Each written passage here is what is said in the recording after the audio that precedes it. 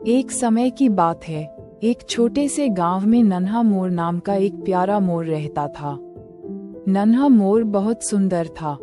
उसकी पंखों में रंग बिरंगी धारियां थीं जो उसे और भी खास बनाती थीं। लेकिन नन्हा मोर को एक बात बहुत परेशान करती थी। वह उड़ नहीं सकता था जैसे चिड़ियां उड़ा करती थीं।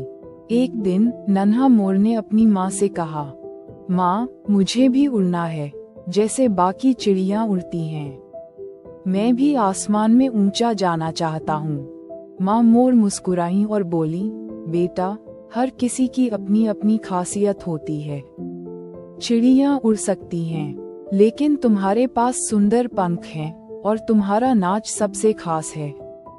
जब तुम बारिश में नाचते हो तो सब तुम्हें देखकर खुश हो जाते हैं। लेकिन नन्हा मोर समझ नहीं पाया और उदास हो गया। वह गांव के पास के जंगल में चला गया, जहां उसकी मुलाकात एक बूढ़े कछुए से हुई। कछुआ बहुत समझदार था और उसने नन्हे मोर की परेशानी सुनी। कछुए ने हंसते हुए कहा, अरे नन्हे मोर, क्या तुमने कभी देखा है कि मैं कितना धीमा चलता हूँ? लेकिन मैं अपने धीमे चलने से कभी परेशान नहीं होता, क्योंकि मेरी चाल ही मेरी ताकत है।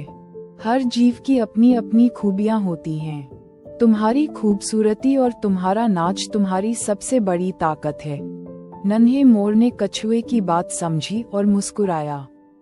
वह वापस गांव लौटा और माँ से कहा, माँ, अब मुझे समझ आ गया कि उड़ना जरूरी नहीं है, मेरे पास भी कुछ खास है। उस दिन से नन्हा मोर खुश रहने लगा और जब भी बारिश होती, वह अपने सुंदर पंख फैलाकर नाचता और पूरा गांव उसकी तारीफ करता। कहानी की सीख, हर किसी की अपनी खासियत होती है। हमें अपनी खूबियों पर